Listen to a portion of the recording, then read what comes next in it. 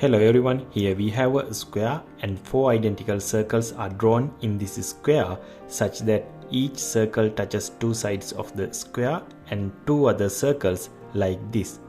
If the side length of this square is 20 cm, what is the area of the shaded region?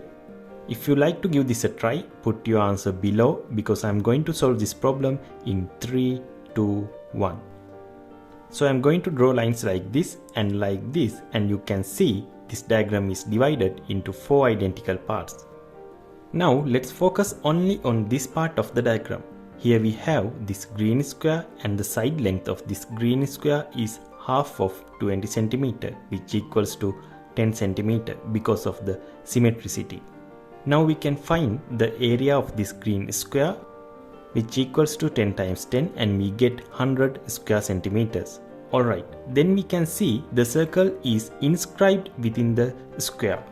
So the diameter of this circle is 10 cm and the radius of this circle is half of it, which is 5 cm.